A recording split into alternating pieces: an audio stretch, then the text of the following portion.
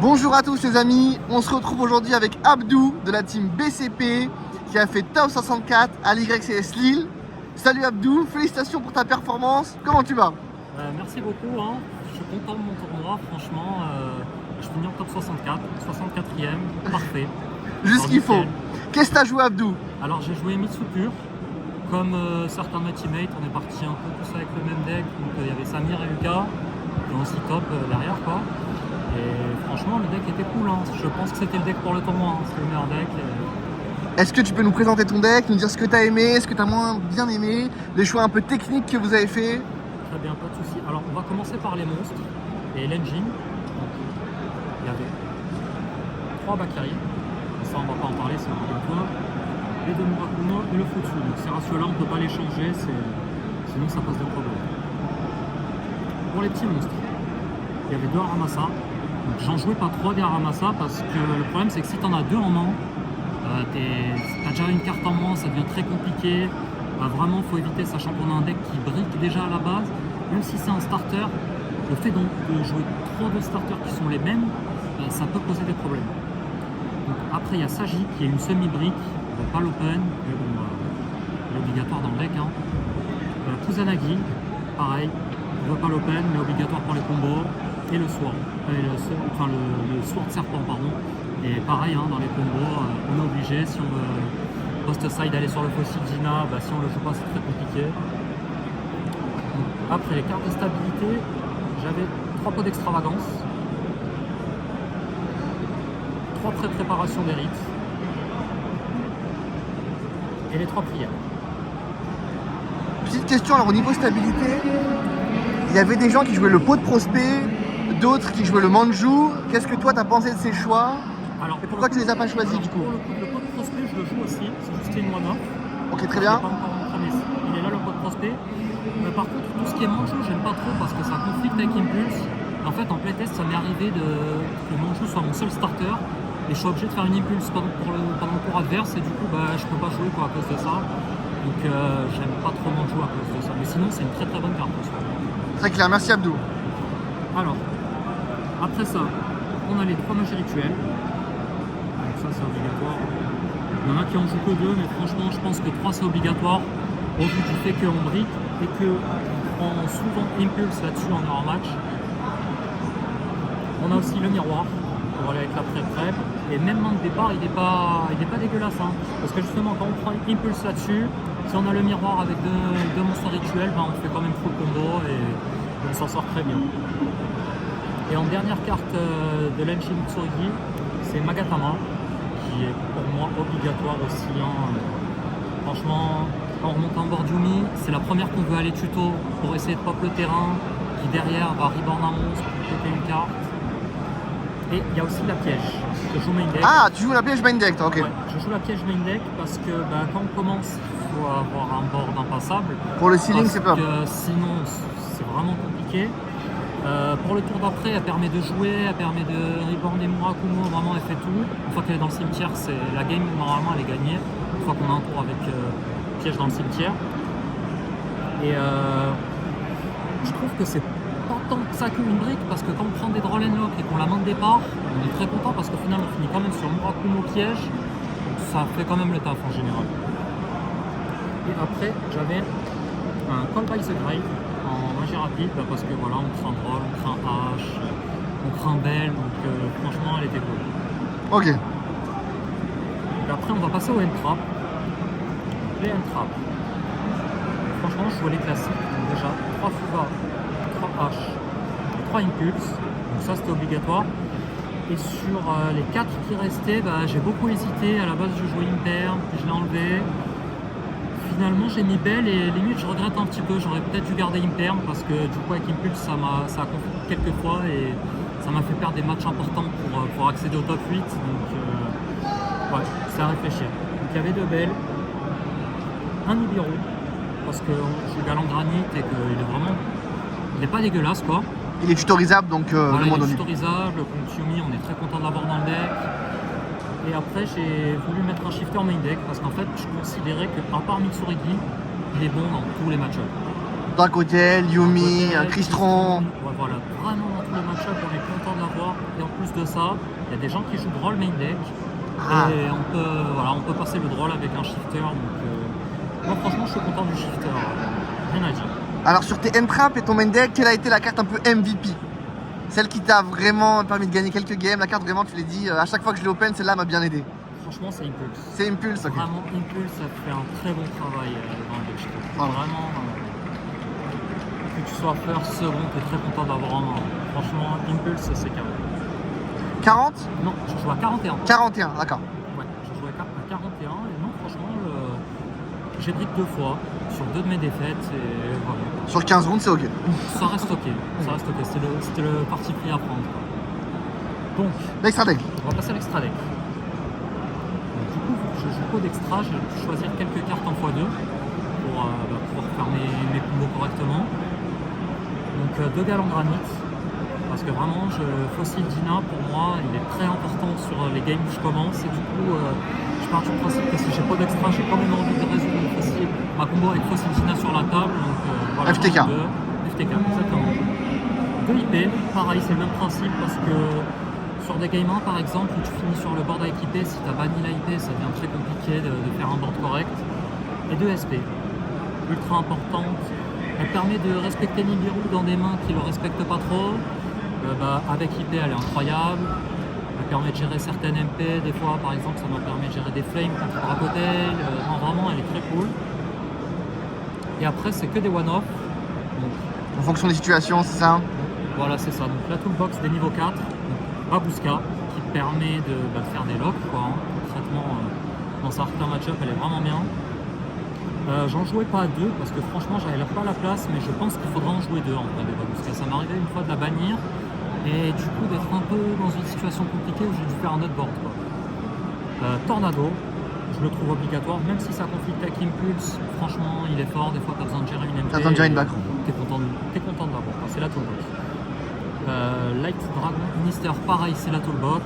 Contre Luna Light. En plus de ça, contre Luna Light, s'il laisse 2 niveaux 4 sur la table, on l'invoque et du coup, on se prend plus les towers. Et après ça, on peut tenter de les remonter en les tapant. Du Garès, pour moi, il est incroyable. MVP de l'extra deck? Franchement, MVP de l'extra deck. Donc déjà, contrairement à tous les autres niveaux 4, soit Impulse qui fonctionne. Et en plus de ça, ces 3 effets sont incroyables. Franchement, rien à dire dessus. MVP, ok. Je vais peut-être le récupérer en quarter du coup. Parce que vraiment, je le kiffe. On te le souhaite. Alors, après la petite deck qu'on jouait depuis le CDF dans notre deck Rising, c'est l'Utopique. Pour OTK, hein? Le Utopique pour OTK, franchement, il marche toujours de la même manière vu qu'on a des niveaux 4. Il permet quand on prend Droll et qu'il y a un board vide en face de toujours OTK en fait, malgré le Droll. Et non, franchement, obligatoire, je pense, dans le deck. T'as fait des OTK avec lui aujourd'hui? Ouais, j'en ai fait 3. Ok. Dans tout le tournoi, j'ai fait 3 OTK avec lui. Et si je l'ai pas, je OTK pas. Donc ça fait que le duel dure un tour de plus et on sait pas ce qui peut se passer. Est-ce que tu surprends les gens quand tu l'invoques à chaque fois? À chaque fois, ils sont surpris. Tout le monde le lit en fait. C'est simple, tout le monde le lit. Les gens ne s'en rappellent pas. Alors que c'était très joué au début de Rising, mais les gens l'ont oublié. Donc, ouais. Donc après, j'ai un Typhon. Je l'ai jamais invoqué du tournoi. Honnêtement, je l'ai mis parce qu'on m'a dit qu'il était obligatoire, mais je l'ai jamais invoqué. Peut-être que je sais pas trop comment le sortir, que je le sors mal, mais voilà, j'ai pas eu l'occasion de le sortir correctement. Le 90, je le fais une seule fois sur un board en game 1. Et honnêtement, si je l'avais pas, ça aurait pas changé grand chose. Donc voilà, je pense que ces 2 slots, on peut les changer.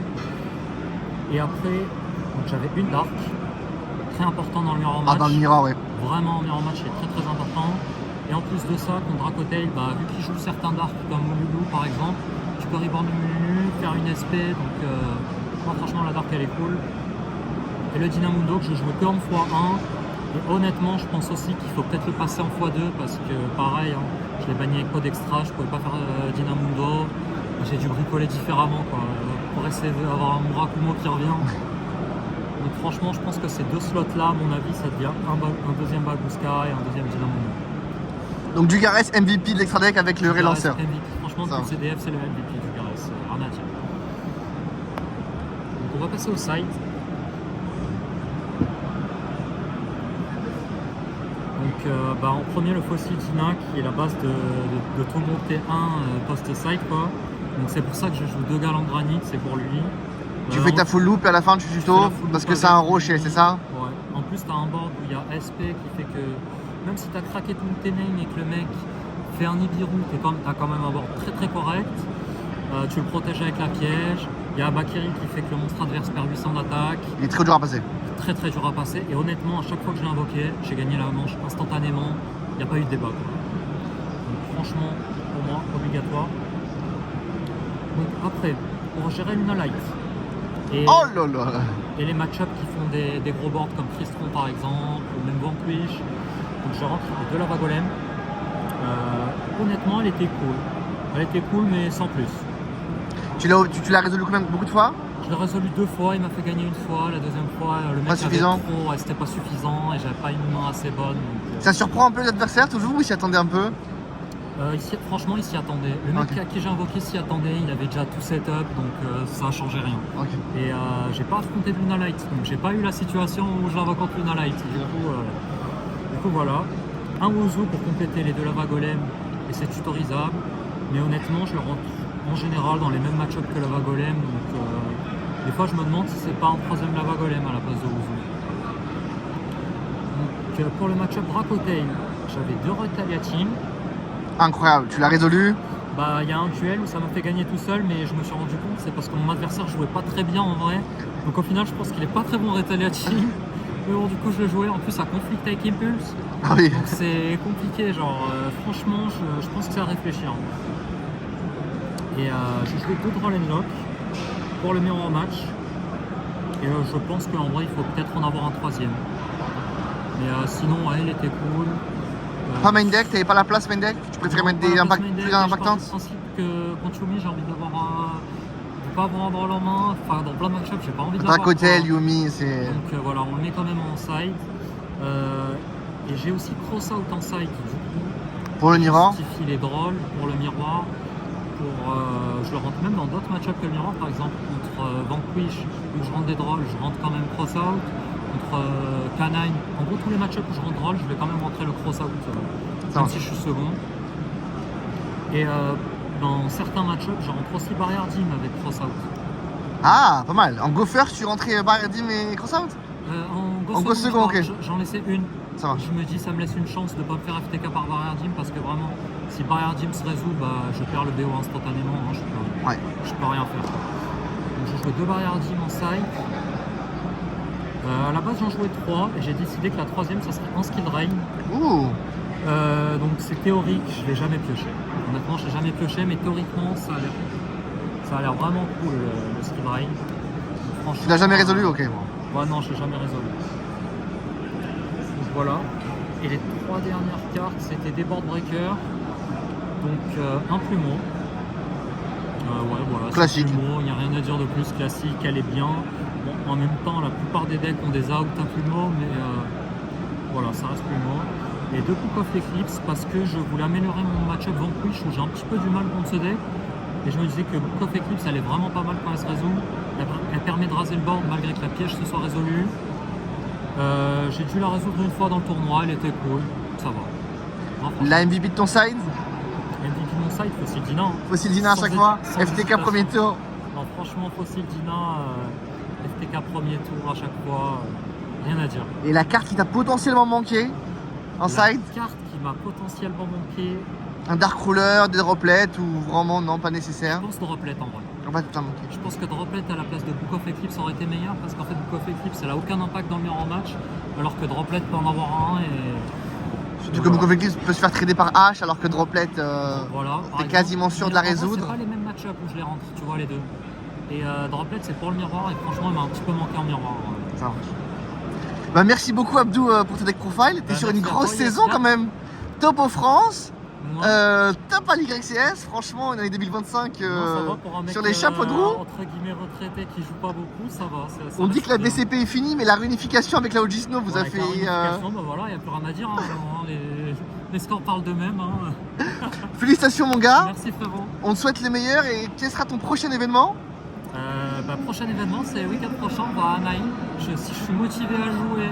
Ah oui, d'entrée de jeu, c'est Los Angeles là. Prochain, Los Angeles, voilà. Normalement, je vais être motivé à jouer, donc voilà, on se verra là-bas. Donc, est-ce que tu as des shout-outs?